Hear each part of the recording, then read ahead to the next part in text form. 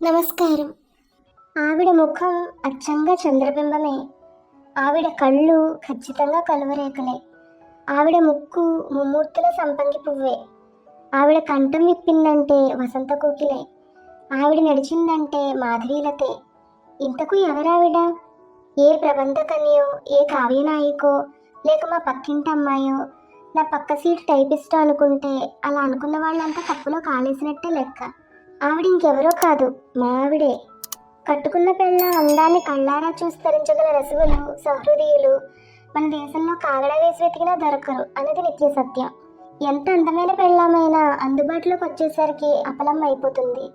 అదే అందని ద్రాక్ష పండులా ఊరించే ఏ దాక్షాయినో, ఏ సౌదామిన అయితే వాళ్ళెంత కురూపులైనా కుబ్జలైనా రంభ ఊర్వశి మేనకల్లాగే కనిపిస్తారు మగవాళ్ళ కళ్ళకు. కానీ నా విషయం అలా కాదు. ఎందుకంటే మా ఆవిడ అంత అందగత్త. మరి ఎంత చూసినా తనవి తీరిన ఎక్స్ట్రాడినరీ బ్యూటీ ఆమెది. బోర్ కొట్టడం, మరో ఆడదాని మీదకు మనసు పోవడం అంటూ ఎంత మాత్రం జరగదు ఆమెను భారీగా పొందిన నాకు. అయినా ఏం లాభం? అన్నీ ఉండి అల్లుడి నోట్లో సెలన్నట్లు అంత అందమైన కూతుర్ని కన్నా మా అత్తమామలకు, ఆ కూతురికి పెళ్లి చేయడము తెలిసిన మా అత్తమామలకు మొగుడితో కాపురం ఎలా చేయాలో అది మాత్రం ఆమెకు నేర్పలేదు. ఎలా నేర్పుతారు? అసలు సమస్యకు మూలం వాళ్లేనాయే. పూజలు పునస్కారాలు, మడి, ఆచారం, నోములు, వ్రతాలు అంటూ సంప్రదాయం తూజా తప్పక పాటించే కుటుంబం వాళ్ళది. మాయ శంకర్రావు గారు ఒళ్ళంతా త్రిపుండకాలతో, మెళ్ళో రుద్రాక్షమాలతో, ఎర్రటి పట్టుబట్టలతో తప్ప మరో గెటప్లో ఉండగా నేను చూడలేదు. మా అత్తగారు పార్వతమ్మ గారు నిజంగా పేరుకు తగ్గట్టు సాక్షాత్ పార్వతీదేవి. పావలా కాసింత కుంకుమ బొట్టు, పసుపు రాసిన పాదాలు, కాసబోసు కట్టిన చీరలో ఎప్పుడు హడావిడిగా నోములు వ్రతాలతో నిండుగా సందడిగా కనిపిస్తూ ఉంటారు. పులి కడుపున పిల్లి పుడుతుందా అన్నట్టు, డాక్టర్ కడుపున యాక్టర్ పుడతాడా అన్నట్టు, ఇంజనీర్ కడుపున ఇంజన్లో నీళ్లు పోసేవాడు పుడతాడా అన్నట్టు, భక్తులైన మా అత్తమామల కడుపున పరమ భక్తురాలైన మా ఆవిడ శివాణి లేకలేక పుట్టింది. పువ్వు పుట్టగానే పరిమళించినట్టు చిన్నప్పటి నుంచి నిత్య పూజలు చేస్తూ ఓణీలు వేసుకునే వయసైనా రాకముందే కన్న తులసి నోము, అట్ల తద్ది, శ్రావణ గౌరీ నోము అన్నీ ముగించేసిందట. ఆ నోములని ఎందుకని అని నేను అడిగితే మంచి మొగుడేస్తాడని మా అమ్మ చెప్పింది అంది. మంచి మొగుడే వచ్చాను కదా, మరి నన్ను మంచిగా చూసుకోవాలని జ్ఞానం ఆమెకు ఉండాలా వద్దా? అదే అడిగితే మంచి మొగుడంటే 6 అడుగుల అందగాడు, పేరోక్షంతో దృఢంగా ఉండేవాడు నట. మగవాడంటే తింటే కంచెం సరిపడా తినేవాడు, పడుకుంటే మంచానికి సరిపడా పడుకునేవాడు, నిల్చుంటే గుమ్మానికి సరిపడా నిలువెత్తున ఉండేవాడని అర్థమట. నేను అచ్చంగా అలాగే ఉంటానని పెళ్లి రోజు అమ్మలక్కలంతా నీ పూజలు ఫలించాయి శివాణి, నీకు మంచి మూడు వచ్చాడు అని అన్నారట. మంచి మొగుడు విషయంలో నా లెక్కలు నాకున్నాయి. అసలు లెక్కలు సరిగా వేయనిస్తే కదా ఆన్సర్ కరెక్ట్గా వచ్చిందో లేదో సరిచూసుకోవడానికి. పగలు రాత్రుల్లో దేవుడి గదిలో కూర్చుని మంగళహారతులు పాడుతూ నైవేద్యాలు పెడుతూ కూర్చుంటుంటే ఇంకా లెక్కలు ఎక్కడ వేయను? ఇలా అంటున్నానంటే అర్థం నేను నాస్తికుడులను కాను. నేను దేవుడికి రోజు దండం పెట్టుకుంటాను, పండుగలకు పబ్బాలకు గుడికి వెళ్తుంటాను, అడపాదడపా తిరుపతి శ్రీశైలం వంటి పుణ్యక్షేత్రాలకు కూడా వెళ్తూ ఉంటాను. కాకుంటే నా హృదయంలో కొన్ని అరలను నాకు నేనే ఏర్పాటు చేసుకున్నాను కనుక ఏ అర తెరిచినప్పుడు అదే ధ్యాసలో ఉంటాను. దేవుడు అర తెరిచినప్పుడు దేవుడికి తప్ప అందులో నా భార్యకైనా ప్రవేశం ఉండదు. నా భార్య అర తెరిచినప్పుడు నా భార్యకు తప్ప అందులో దేవుడు దిగి వచ్చినా ప్రవేశం ఉండదు. ఎంతసేపైనా వెయిట్ చేస్తూ బయట నిల్చోవలసిందే. అలాగే ఆఫీసరా, అమ్మా నాన్నలార వంటివి ఇంకా ఉన్నాయి నా హృదయంలో. మా ఇంటి ఎదుట రామనాథ శాస్త్రి గారని ఒక పెద్ద మనిషి ఉన్నాడు. పరమ భక్తుడు. ఎప్పుడూ ఏవో పూజలు చేస్తూనే ఉంటాడు. అయినా ఆయన అలా డిఫరెంట్ అర్లు పెట్టుకున్నట్టున్నాడు. ఒక పక్కన పూజలు చేస్తూనే మరో పక్క 6 పిల్లల తండ్రి అయ్యాడు. పిల్లలు ఆకాశం నుంచి ఊడిపడరు కదా ఎవరికైనా. మా ఆవిడ శివానికి ఆ జ్ఞానం లేదు. ఆవిడ గుండెలో అసలు అరలని ఉన్నాయో లేదో. ఉంటే నాకంటూ ప్రత్యేకంగా ఒక అర పెట్టకుండా నన్ను దేవుణ్ణి ఒకే అరలో కూర్చోబెట్టేస్తుందో ఏమో. మొత్తానికి తన అయోమయంలో పడి నన్ను అయోమయంలో పడేస్తూ ఉంటుంది. మనస వాచ కర్మణ తన నాలో మమేకమై నన్ను తనలో మమేకం చేసుకోకుండా మనసులో దేవుణ్ణి పెట్టుకుని గదిలోకి వచ్చి వట్టి శరీరాన్ని నాకు అర్పిస్తూ ఉంటుంది. అదే మహాప్రసాదం అనుకోమంటే నేను ఎలా అనుకోను? ప్రతి పనిని పూజ అంత పవిత్ర భావంతో అంకిత భావంతో చేసే నాకు శృంగార పూజలో దొరికే ప్రసాదం రుచి అంత తెలియందా? కాదే. అదిగో వచ్చేస్తాను మా ఆవిడ. దేవుడికి పవళింపు సేవ ముగించి పాల గ్లాసుతో బెడ్రూమ్లోకి. దూరం నుండి ఆమె వంకే తదేక దీక్షతో చూశాను. ఇంకా చూస్తున్నాను, ఇంకా ఇంకా చూస్తున్నాను. తనివి తీరడం లేదు, రెండు కళ్ళు చాలడం లేదు. రాజహంస నడిచొస్తున్నట్టుగా ఉంది. కాళ్ల పట్టాలు మెట్టలు కలిసి చేసే ఒక సన్నని వింత మంజుల స్వరం లయబద్ధంగా చెవులకు సోకి ఓ మధురగానం విన్నంత హాయిగా ఉంది నాకు. పచ్చటి పసుపు రంగు ముఖం మీద ఎర్రటి కుంకుమ బొట్టు చూస్తుంటే నా కళ్ళెదితే సూర్యోదయం అవుతున్నట్టుగా ఉంది. తలుపేయడానికి అటు తిరిగినప్పుడు సన్నటి ఆ నడుము మీద నర్తించిన వర్తైన నల్లటి ఆ పెద్ద జడ కృష్ణవేణి నదీపాయలా ఉంది. ఇటు తిరిగి నాకు అభిముఖంగా వస్తున్నప్పుడు విరజాజి తీగ నడకలు నేర్చుకున్నట్టుగా ఉంది. ఆమె దగ్గరకు వస్తోందంటే నా తనువు మనసు మాటల్లో వర్ణించలేని అదో విధమైన భావోద్వేగానికి అనుభూతికి లోనయ్యి ఆరాటపడ్డం మొదలెట్టాయి. శివాణి అంటూ తమకంగా చేతులు చాచాను నేను. శివ అంటూ నా పక్కన కూర్చుండిపోయి ఎదురుగా గోడ మీద ఉన్న శివుడి క్యాలెండర్ కు దండం పెట్టి లంపలేసుకుంది ఆమె. మా ఇంట్లో ఎక్కడ చూసినా గోడల మీద దేవుళ్ళ క్యాలెండర్లే, ఆఖరికి బెడ్రూమ్ లో కూడా. పడుకునే ముందు ఓసారి, పొద్దున నిద్ర లేవగానే ఓసారి దండం పెట్టుకోవడానికి ఎదురుగా గోడ మీద అలా దేవుళ్ళు కనిపించాలట. ఓసారి నేను అజంతా సుందర శిల్పాలు, ఖజురహో శృంగార భంగిమలున్న పెయింటింగ్స్ తెచ్చి బెడ్రూమ్ లో పెడితే చిచి ఇంట్లో ఈ బూతు బొమ్మలేంటి అసహ్యంగా అంటూ తీసిపడేసింది. వీటిల్లో బూతు బొమ్మలని అనుకుంటే ఈ బొమ్మల్నే మరి దేవాలయాల మీద చెక్కారు ఆ రోజుల్లో, ఎందుకని అని అడిగాను. ఎవరో మీలాంటి రౌడీలో చెక్కుంటారు, ఎందుకు చెక్కారో నాకు తెలియదు అంది శివాణి. నీకు తెలియకపోతే నన్ను అడుగు చెప్తాను. గృహస్థ ధర్మంలో అత్యంత ప్రాముఖ్యతను కలిగి ఉండే శృంగారం దేవాలయంత పవిత్రమైందని, దాన్ని చిన్న చూపు చూడడము అసహ్యించుకోవడమో చేయవద్దని నీలాంటి వాళ్ళకి చాటి చెప్పడానికి. అలానే ఆ దేవాలయాలు కట్టించిన వాళ్ళు ఆ బొమ్మలు చెక్కిన శిల్పులు వచ్చి మీకు చెప్పారా? అటువంటి కట్టుకథలు చెప్పకండి నాకు అంది. అప్పుడు నా మాటలు నన్ను అంగీకరించకపోయినా కనీసం మెదడులో ఓ ఆలోచన బీజాన్ని వేయగలిగినందుకు ఆనందించి అంతటితో తృప్తిపడ్డాను. ప్రస్తుతానికి వస్తూ ఇంత ఆలస్యంగా నా బెడ్రూమ్ లోకి వచ్చేది, ఇంతకటి నుంచి నీ కోసం ఎంత ఎదురు చూస్తున్నానో తెలుసా అంటూ రొమాంటిక్ మూడ్ లో ఆమెను తీసుకొచ్చే ప్రయత్నంగా మెల్లగా భుజం చుట్టూ చేయి వేసి దగ్గరకు తీసుకుపోయాను. ఉండండి, ఇప్పుడే పూజ గదిలోంచి వచ్చాను అంది శివాని నా చేతిని తోసేస్తూ. అయితే ఏంటి అనబోయి, పవళింపు సేవ చేసి వస్తున్నావా? ఎవరికో అన్నాను. నా ఇష్టదైవం శ్రీకృష్ణ పరమాత్మకి అంది. శ్రీకృష్ణుడు ఒక్కడికి ఎలా పవళింపు సేవ? రాధాకృష్ణులకు. అదృష్టవంతుడు కృష్ణుడు, 6 డజన్ల పైనే ఉన్నారు భార్యలు, అదనంగా రాధ. ఇబ్బడి ముప్పడిగా గోపికలు, మంచి రొమాంటిక్ హీరో అని నేను అనగానే చెయ్యున్న మీద నుంచి లేచింది శివాని. దేవుళ్ళ గురించి అలా గలీజ్ మాటలు మాట్లాడతారు ఎవరైనా? చెంపలేసుకోండి అంది. అయితే శృంగార నాయకుడు అని తెలుగులో అంటాను. ఆ మాట నీకు అసహ్యంగా అనిపించదేమో. అంతమంది భార్యలున్నారు కదా కృష్ణునికి. ఒకరు మొరాయించినా, ఒకరు అలిగి అటు తిరిగి పడుకున్నా, ఒకరు నీలా పూజలు వ్రతాలు చేసుకుంటూ మడికట్టుకున్నా, ఇంకా 4 ఉన్నారు. అయినా వాళ్ళంతా చాలదన్నట్టు రాధతో రాసు క్రీడలు సపరేట్ గా. నాకు చాలా జలసీగా ఉందో ఆ శ్రీకృష్ణుని శృంగార వైభోగం తలుచుకుంటుంటే అన్నాను తనను కావాలనే గమనిస్తూ. దాంతో హవ్వా అని నోరు నొక్కుని హరిహరి అంటూ చెవులు మూసుకుంది శివాణి. సాక్షాత్ దేవుడి శృంగార ప్రియుడైనప్పుడు అలా మాట్లాడితే తప్పేముంది?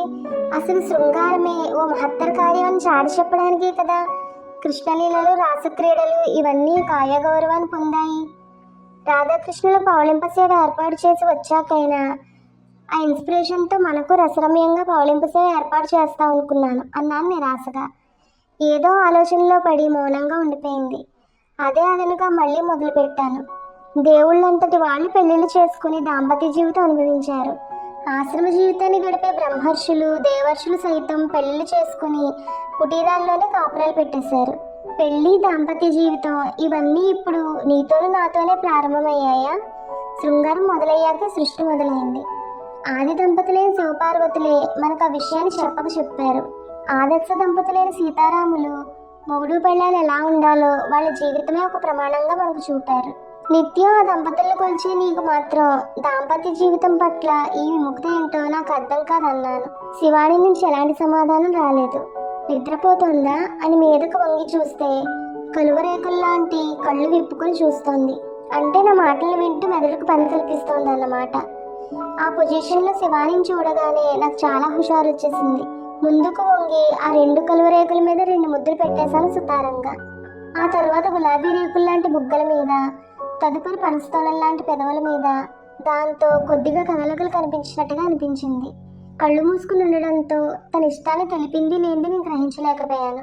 అయినా నా మాటలతో ఆమె మనసును, స్పర్శతో ముద్దులతో ఆమె శరీరాన్ని కాగల కార్యానికి సిద్ధం చేశానన్న భావం నన్ను ఆనందోద్రేకాల్లో ముంచెత్తింది. శివాని, మార్ధవంగా పిలిచాను. అయినా నేను ఆశించినట్టు నా కావిళ్ళు ఎలాంటి స్పందనలు కల్పించలేదు. మొహమాటానికి కాదని లేక నా కౌగిల్లో కొన్ని క్షణాలు అలా ఉండిపోయి ఆ తర్వాత ఏదో నెపంతో దూరం అవుతూ, నన్ను క్షమించండి, మిమ్మల్ని చాలా బాధపెడుతున్నట్టున్నాను. భాగవతంలో ప్రహ్లాదుడు అన్నట్లు నా మనసు ఆ దేవుడి మీద నుంచి మరలి ఇతర విషయాల మీదకి చేరుకోవడం లేదు అంది. వ్యవహారం మళ్ళీ మొదటికి రావడంతో అటు తిరిగి పడుకున్నాను. అందరూ పుట్టినరోజు పండుగలు చేసుకునే కాలంలో సత్యభామ మెట్టినరోజు అంటే మ్యారేజ్ డే చేసుకుందట. రుక్మిణి మీద పంతానికే చేసుకున్న ఆ రోజుల్లో అదో వెరైటీ. అందరూ మ్యారేజ్ డే చేసుకునే ఈ రోజుల్లో నేను వెరైటీగా శోభనం రోజు అంటే ఫస్ట్ నైట్ డే జరుపుకోవాలని అనిపించి ఆ రోజు కోసం ఎంతో ఆస్తి ఎదురు చూస్తూ కూర్చున్నాను. ఆ రోజు ఓ రోజున ఈ రోజు అయి రానే వచ్చింది. దారిలో మల్లెపూలు, మధుర మిఠాయిలు తీసుకుని హుషారుగా ఇంటికి బయలుదేరాను. దారి పొడుగున ఎన్ని చిలిపి ఆలోచనలు, ఎన్ని తీపి జ్ఞాపకాలు మాటల్లో చెప్పలేను. ఫస్ట్ నైట్ డే జరుపుకోపోతున్న నాటి ఆ సందర్భంలో మా మొదటి రాత్రి సీన్ అంతా వెండి తెరవే సినిమా చూస్తున్నట్లుగా కళ్ళకు కట్టి నవ్వొచ్చింది నాకు. తెల్లటి కంచిపట్టు చీర, జరీబుటాల బ్లౌజు, వంటి నిండా నగలు, తల నిండా సన్నజాజి పూలు, చేతిలో ఇంత పొడుగున్న పాల గ్లాసుతో హంసలా నడుస్తూ శోభనం గదిలో అడుగుపెట్టింది శివాని. తన కోసమే ఎదురు చూస్తూ కూర్చున్న నా వంక ఓర చూపుతోనైనా చూడకుండా చూపులు పూర్తిగా నేలకు వాల్చేసి తనలో తనే ఏదో అనుకోవడం చూసి దగ్గరకు వెళ్ళాను. దేవుడా దేవుడా అంటోంది. నా అడుగుల శబ్దం వినగానే చటుక్కున పాల గ్లాస్ టీపై మీద పెట్టేసి లట్టుకున్న కాళ్ళ మీద పడిపోయింది. ఊహించిన చర్యకు విస్తుపోయి ఆ తర్వాత చిరునవ్వుతో ఆమె భుజాలు పట్టుకుని చుట్టూ చెయ్యేసి నా గుండెలు హత్తుకుంటూ, నీ స్థానం అక్కడ కాదు ఇక్కడ అన్నాను. నా మాటల భావం అర్థమైందో లేదో తెలియదు కానీ మళ్ళీ దేవుడా దేవుడా అనడం వినిపించింది. మాటి మాటికి ఎందుకలా అంటున్నావు అన్నాను అర్థం కాక ఆశ్చర్యంగా తన వంక చూస్తూ. దేవుని తలుచుకుంటున్నాను అంది శివాని 2 చేతులు జోడించి దండాలు కూడా పెడుతూ. మరి ఇద్దరి మధ్య దేవుడెందుకు అన్నాను. ఏ పని ప్రారంభించే ముందైనా దేవుని తలుచుకోవడం నాకు అలవాటు. పరీక్ష రాసే ముందు కూడా అంతే. దేవుడా దేవుడా అని 2 సార్లు అనుకుని శ్రీరామ నీవే కలవు అని ఆన్సర్ పేపర్ మీద మొదట రాసి కానీ ఆ తర్వాత సమాధానాలు రాయను అంది శివాని అమాయకంగా నా వైపు చూస్తూ. బాగుంది నీ అలవాటు, కానీ ఈ సమయంలో ఈ గదిలో నువ్వు నేను తప్ప మధ్యలో దేవుడు కూడా ఉండడానికి వీల్లేదు తెలుసా అన్నాను. అయ్యో అలా అనకండి, కళ్ళు పోతాయి. చెంపలేసుకోండి గట్టిగా, కుంజలు కూడా తీయండి. దేవుని పట్టుకుని అంత మాట అంటారా? ప్రహ్లాదుడు భాగవతంలో ఇందు గలడందు లేడని సందేహం వలదు చక్రి సర్వోపగతుండు అని అనలేదు? స్తంభంలోనూ, సముద్రంలోనూ, కొండల్లోనూ, బండల్లోనూ ఉండే దేవుడికి ఈ బెడ్రూమ్లో ప్రవేశించడం ఓ లెక్క అని శివాని అంటుంటే ఆ సంభాషణ వల్ల నా స్పీడ్కి బ్రేక్ పడుతున్నట్టు అనిపించిన, కొంచెం విసిగేసిన, ఎందుకో ఆ చిలుకల కొలికి ముఖం చూస్తూ ఉంటే నాకేమీ అనాలని అనిపించలేదు. అందుకే ఆమె నా టాపిక్ నుంచి మరల్చే ప్రయత్నంలో, నీ గొంతు తేనెలూరుతూ చాలా మధురంగా ఉంటుంది, నాకు చాలా ఇష్టం, ఏదైనా ప్రేమ గీతము రొమాంటిక్ సాంగ్ పాడొచ్చు కదా అన్నాను. చిచి పాడు, ఇదేమైనా సినిమానా ఆ పోగిరి పాటలు పాడడానికి? నిత్యం దేవుడి పాటలు పాడే ఈ నోటితో ఆ గలీజ్ పాటలు నేను పాడినదాకా పాడను, నాకు రావు కూడా అంది ఖచ్చితంగా. సరే పాట వద్దులే, ఏదైనా తీయటి కబుర్లు చెప్పు అంటూ ఆమె చేయి పట్టుకుని మీదకు లాక్కుని నా బిగి కవుల్లో బంధించాను. ఓ పులకింత, ఓ తన్మయత్వం, ఓ స్పర్శ సుఖం లాంటివి ఏమీ లేకుండా మళ్ళీ దేవుడా దేవుడా అంటూ మొదలుపెట్టింది. ఆ మాటలు చెవులు పడ్డా వినిపించుకోకుండా చంద్రబింబం లాంటి ఆమె ముఖాన్ని నా 2 చేతులతో పొదివి పట్టుకుని పగడాల్లాంటి పెదాల మీద గాఢంగా ముద్దు పెట్టాను. పందం లేకపోగా, చిచి ఎంగిలి, ఇప్పుడే సత్యనారాయణ స్వామి ప్రసాదం తినొస్తున్నాను, మీ ఎంగిలి అంటించి ప్రసాదాన్ని అపవిత్రం చేశారు, అది కాక ఎంగిల్ నోటితో రేపు అమ్మవారి సహస్రనామాలు ఎలా చదవను, మంగళహారతులు ఎలా పాడను అంది. ఆశ్చర్యం వేసింది. అది అమాయకత్వమో మూర్ఖత్వమో అర్థం కాలేదు. తమాయించుకున్నాను. నువ్వు సహస్రనామాలు జపించే ఆ పార్వతీదేవి కూడా శివుని ఇల్లాలు, దంపతులందరి చేత ప్రథమ తాంబూలం అందుకునే ఆది దంపతులు వాళ్ళు. మొన్న మన పెళ్లి రోజున పెళ్లి మండపంలో అడుగు పెట్టబోయే ముందు గౌరీ పూజ చేసావు కదా నువ్వు, ఆ తల్లిని ఏమని కోరుకున్నావు? అమ్మలగన్నయ్యమ్మ, ఈ రోజు నుంచి నేను వైవాహిక జీవితంలో అడుగు పెట్టబోతున్నాను, నా కాపురం 10 కాలాల పాటు చల్లగా ఉండేలా దీవించి తల్లి అని అన్నావు కదూ. ఆ తల్లి దీవెనలతో గృహస్థ జీవితంలో తొలి అడుగు పెడుతున్న ఈ శుభ సందర్భంలో ఇలా ఎంగిలి అసహ్యం అంటూ మాట్లాడవచ్చా? ధర్మబద్ధంగా అగ్ని సాక్షిగా పెద్దల సమక్షంలో ఆలుమగలమయ్యమ్మను. ధర్మబద్ధమైంది హేయమైంది కాదు. నువ్వు నిత్యం చేసే పూజ ఎంత పవిత్రమైందో ఈ శోభనం తరువాత మన నిత్య కాపురం అంత పవిత్రమైందే అన్న భావన నీ మనసులోకి రానివ్వు. అప్పుడు నీ అభిప్రాయాలు మారిపోయి కొత్త అర్థాలు సరైన భావాలు నీ మనసులో చోటు చేసుకుంటాయి అని నేను అనగానే మంత్రం వేసినట్లు శివాణి మౌనంగా నా వైపు చూస్తూ ఉండిపోయింది.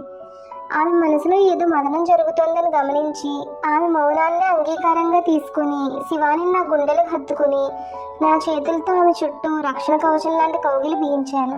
భార్యాభర్తల సంగమం అంటే కేవలం శారీరక ఆనందం మాత్రమే కాదని, అంతకు మించిన అనుబంధం, ఆప్యాయత, ప్రేమ, రక్షణ అవన్నీ ఆ సంగమంలో లభిస్తాయని, జీవితానికి సాఫల్యాన్ని సంపూర్ణతను కలిగిస్తాయని ఆమెకు చెప్పడమే నా చర్యల్లో అంతరార్థం. కానీ నా సందేశం నా ధర్మపత్నికి ఎంతవరకు చేరిందన్నది మాత్రం అనుమానమే. ఎంతైనా పాత అలవాట్లు పాత వాసనలు మనిషిని అంత త్వరగా వదిలిపెట్టవు కదా, నాలో నేనే అనుకున్నాను. మా పెళ్ళయ్య ఆ రోజుకు 2 సంవత్సరాలు అయింది. అయినా ఇంకా నా భార్య శివాణిలోని పరిపూర్ణ స్త్రీత్వం, మా సంసార జీవితంలోని పరిపూర్ణ మాధుర్యం నా కనుచూపు మేరలో ఉన్నట్టే అనిపిస్తోంది. అందం, ఆకర్షణ, ఉంపు సంపులు, వయ్యారాలు, మంచి మనసు, ప్రేమించే హృదయం అన్నీ కలగలిపి ఆ బ్రహ్మదేవుడు స్త్రీని సృష్టించాడు కనుకనే మగువ మగవానికో మధురభావన అయింది. ఏ పని చేస్తున్నా ఎక్కడున్నా నిరంతరం నా భార్య శివాని గురించిన ఆలోచనలు నన్ను వదలవు. నాకు మధురానుభూతులను అందించకుండా ఉండవు. శివాని నా ప్రాణం. తనకు నేనంటే ఇష్టమని నాకు తెలుసు. నేను ఒక్క పూట అన్నం సరిగా తినకపోయినా ఆమె బాధపడుతుంది. నా చిటికిన వేలకు దెబ్బ తగిలినా అయ్యో ఇప్పుడెలా అంటూ మనశ్శాంతిని కోల్పోతుంది. ఒక్కరోజు నేను తన కంటికి కనిపించకపోయినా ఎంతో ఇదైపోయి మీరు లేకుంటే ఇంట్లో నాకు పిచ్చెక్కిపోతుంది అంటూ విలవలాడిపోతుంది. అన్నీ బాగానే ఉన్నాయి, కానీ ఏకాంతంలో పడగదిలో మాత్రం మౌనవ్రతం పాటిస్తూ మీద చేయి వేయగానే ఫ్రీజ్ అయిపోతుంది. మనసంతా భక్తి రసాన్ని నింపుకుని రూమ్లోకి వస్తుందేమో, అందులో శృంగార రసానికి ఇసుమంతైనా చోటుండదు. నవరసభరిత జీవితంలో శృంగార రసం రసరాజమని నా అర్థానికి ఎందుకు గుర్తించదో నాకు అర్థం కాదు. మొగుడితో రొమాన్స్ అనగానే ఏదో మహాపాపం చేస్తున్న భావం ఆమెలో ఎందుకు ప్రవేశిస్తుందో బోధపడదు అనుకుంటూ ఆ రాత్రి నా అదృష్టాన్ని మరోసారి పరీక్షించుకోవాలని వేగంగా అడుగులు వేశాను. నా మనసు నాకన్నా ముందు ఇంటికి చేరిపోయి నా ఇల్లాల చుట్టూ ప్రదక్షిణలు చేయడం మొదలుపెట్టింది. శృంగార పూజ తదుపరి కార్యక్రమం అనుకుంటూ గేడు తీసుకుని లోపలికి వెళ్ళిన నాకు ఇంటి ముందు 4 డజన్ల చెప్పుల జతలు దర్శనమిచ్చాయి. లోపల నుంచి అనేక కంఠాలు ఒకే కంఠంగా మారి జయ జయ రామ జానకి రామ రఘుకుల సోమ భద్రాద్రి రామ అంటూ భజన పాటను కోరస్గా వినిపించాయి. బహుశా శివాణి ఏర్పాటు చేసి ఉంటుంది ఈ భజన కార్యక్రమం. ఈరోజు శ్రీరామనవమి కదా, ముందు శ్రావ్యమైన శివాణి గొంతు, ఆ తర్వాత ఆమె అనుకరిస్తూ అనేక గొంతులు ఇల్లు ప్రతిధ్వనిస్తోంది. ఉసూరు మంది ప్రాణం. అప్పటిదాకా నన్నంటి నాకు కూడా వచ్చిన నాలోని ఉత్సాహం వెనక్కి తిరిగి చూడకుండా పరుగు లంఘించుకుంది. ఎప్పుడో తెచ్చిన తెల్ల చీర, పూలు, మిఠాయి పొట్లో అక్కడే ఓ పక్కన పెట్టేసి నేను నిశ్శబ్దంగా వెనక్కి తిరిగి వెళ్ళిపోయాను. పిచ్చివాళ్ళ ఎక్కడెక్కడో తిరిగాను. పార్కులో బెంచ్ మీద కాసేపు కూర్చుని అలసటగా నిద్ర వస్తున్నట్లుగా అనిపించడంతో, బాగా చీకటి కూడా పడిపోవడంతో కాళ్ళు ఈడ్చుకుంటూ ఇల్లు చేరుకున్నాను. ఇక శివాణిని మార్చడం నా వల్ల కాదు. ఆమె దైవభక్తి భజనలు నాకు అభ్యంతరం లేకపోయినా నన్ను నా వ్యక్తిగత జీవితాన్ని ఆమె పట్టించుకుని తీరు మాత్రం నన్ను చాలా చాలా బాధ పెడుతుంది. తిరిగి తిరిగి ఇంటికి వచ్చి శ్రీమతి ఒడిలో సేద తీరాలని, ఆమె నవ్వుముఖాన్ని, ఆమె నాజుకుతనాన్ని, ఆమె ఒంబు సొంపుల్ని, ఆమె శృంగార చేష్టలను, ఆమెతో ధర్మబద్ధమైన దాంపత్య జీవితాన్ని అనుభవించాలని కోరుకోవడం తప్ప, శృంగార జీవితం ఎన్నో శారీరక మానసిక సమస్యలకు మందులా పనిచేస్తుందని, సమాజాభివృద్ధికి, లోక కళ్యాణానికి, సత్సంతానానికి శృంగారం మూలాధారమని, ఎంతో ప్రధానమని అంటారు. ఆధ్యాత్మిక చింతనకు ఎంత మహత్తుందో గృహస్థ ధర్మానికి అంత మహత్తుందని అంటారు. మరి అది పరిపూర్ణంగా నాకు దక్కాలని కోరుకోవడం నేరమా? ఆలోచిస్తున్న నా మనసు తీవ్ర అసంతృప్తికి, అసహనానికి గురి కావడం నాకు స్పష్టంగా తెలుస్తోంది. ఈశ్వరం అంటూ ఇంట్లోకి వెళ్ళాను. ఇల్లంతా నిశ్శబ్దంగా ఉంది. తలుపులు దగ్గరికి వేసిండడంతో నెట్టుకుని లోపలికి వెళ్ళి సోఫాలో నీరసంగా కూలబడిపోయాను. పక్కన చేతికి ఏదో పుస్తకం తగిలింది. అది తీసుకుని ట్యూబ్లైట్ వెలుతుల్లో చూశాను. అన్రూల్డ్ డ్రాయింగ్ బుక్ మీద అంటు పెట్టబడిన కొన్ని పేపర్ కటింగ్స్ కనబడ్డాయి. ముందుగా గౌరీ శంకర్ల బొమ్మ, దాని కింద ఆది దంపతులని ముత్యాల్లాంటి అక్షరాలతో రాసింది. అది చూసి దిగ్గులు లేచి స్టిఫ్గా కూర్చున్నాను సోఫాలో. మరో పేజీ తిప్పితే సీతారాములు ఆదర్శ దంపతులని కింది క్యాప్షన్. అలాగే లక్ష్మి, విష్ణుమూర్తి, సరస్వతి, బ్రహ్మల బొమ్మలు కూడా కనిపించాయి. వాళ్ళందరూ పురాణ దంపతులు అని ముగిస్తూ కావ్య దంపతులు అంటూ శకుంతల, దుష్యంతులు, దమయంతి నల్ల ఫోటోలు అంటిపెట్టున్నాయి. ఆ తరువాత అరుంధతి, వశిష్ఠులు, అహల్య, గౌతములు కనిపించారు. ఆశ్రమవాసుల గృహస్థ జీవితానికి ఉదాహరణగా. ఆశ్చర్యపోయాను నేను, బోల్డ్ ఆనందపడిపోయాను. శివాణి మనసులో వస్తున్న మార్పుకు నిలువెత్తు సాక్ష్యం ఆల్బం. ఆ భావావేశంలో తామర తుండ్ల లాంటి 2 అందమైన చేతులు సోఫా వెనుక నుండి నా మెడను చుట్టేసి నా గుండెల వరకు పాకడం నేను గమనించలేదు. గమనించాక తెలిసింది అది శివాణి అని. ఆమె వస్తూ తన వెంట పరిమళాలు తెచ్చిందని మల్లెపూల వాసన, మైసూర్ శాండిల్ పౌడర్ వాసన నా ముక్కుకు సంకేతాలు అందించాయి. ఆల్బం చూసారా? ఇది మీరు నేర్పిన విద్యే మహాశయ అంది శివాణి మంజుల స్వరంతో. ఆనందోద్వేగాలతో నాకు కంఠహారమైన 2 చేతులను అలాగే పట్టుకుని ముందుకు తెచ్చాను. వాటితో పాటు శివాణి వచ్చింది. నేను తెచ్చిన తెల్ల చీర కట్టుకుని జడలో మల్లెపూలు పెట్టుకుని జ్యోత్స్నాభిసారికలా తయారై నా కళ్ళకు విందు చేసింది. మరో పేజీ తిప్పండి అంది నా పక్కన కూర్చుని. మరో పేజీ తిప్పండి అంది నా పక్కన నన్ను అంటుకుని కూర్చుంటూ. తిప్పాను. నా కళ్ళని నేను నమ్మలేకపోయాను. ఆ పేజీలో జంటగా ఉన్న మా ఇద్దరు ఫోటోల కింద శివాణి, కళ్యాణ్ అని మా ఇద్దరి పేర్లు రాసున్నాయి. అప్పుడు ఆ దంపతులు, ఇప్పుడు ఈ దంపతులు అని రాసింది క్యాప్షన్. అది చూసి నా హృదయంలో సంతోష సముద్రం పొంగిపొర్లింది. పురాణ దంపతులతో, కావ్య దంపతులతో మా ఇద్దరిని పోల్చినందుకు గర్వపడిపోయాను. శివాణిలో అంత త్వరగా, అంతగా నేను ఊహించని ఆ మార్పు నన్ను ఉక్కిరిబిక్కిరి చేసింది. ఆవేశంలో ఆమె రమాంతం చుట్టేయబోయి మల్లెపూలా ఉన్న నా పెళ్ళ ఎక్కడ మాసిపోతుందనే భయంతో చాచిన చేతులు వెనక్కి తీసుకున్నాను.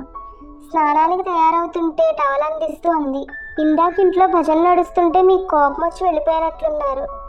వారం రోజుల క్రితమే వారిని మన ఇంటికి ఆహ్వానించాను. బాగుండదని. నీ పూజలు కట్టవచ్చేంత కుసంస్కారిని కాను నేను.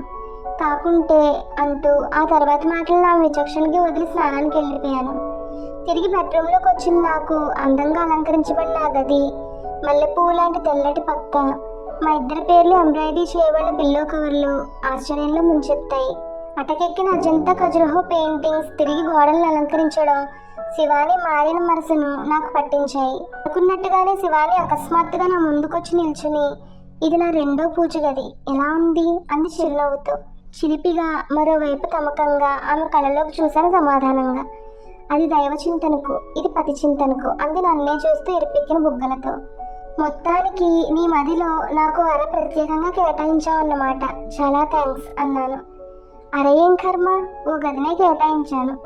బయట నో ఎంట్రీ బోర్డు పెట్టి దాని కింద దేవుడే దిగొచ్చిన అని కూడా రాసి పెట్టాను. కావాలంటే చూడండి. నాకు చాలా ఆనందంగా ఉంది. నమ్మలేకపోతున్నాను. ఇంత మార్పు నీలో ఎలా? మీ మాటలు, మీ మనసు నన్ను నేను శోధన చేసుకునేలా చేశాయి. ఈ జగమంతా రామమయమే కాదు, ప్రేమమయమని తెలుసుకున్నాను. శివుణ్ణి అర్ధనారీశ్వర అని పిలిచిన, లక్ష్మిని విష్ణు వక్షస్థలే అని స్తుతించిన, అవన్నీ పవిత్ర దాంపత్య జీవితాన్ని ప్రబోధించేవే అని అర్థం చేసుకున్నాను అంది. ఇన్నాళ్లుగా నా మూర్ఖత్వంతో మిమ్మల్ని బాధపెట్టినందుకు క్షమించండి అంటూ ప్రేమగా నాకు దగ్గరగా వచ్చి నా హృదయం మీద వాలిపోతూ తన బాహులతలతో నన్ను చుట్టేసింది శివాణి. ఉప్పెన్లా నా మనసులో ఒక్కసారిగా ఉవ్వెత్తి లేచిన ప్రేమోద్వేగంతో శివాణిని గాఢంగా నా కౌగిల్లో బంధించగా నిలువెల్లా పులకించిపోయింది. ఇన్నాళ్ళుగా నేను తన నుండి ఆశించిన ప్రతిస్పందన అప్పుడే దొరికినట్లయి ఆనందం కలిగింది నాకు. Please like, share, subscribe to our channel. Thank you.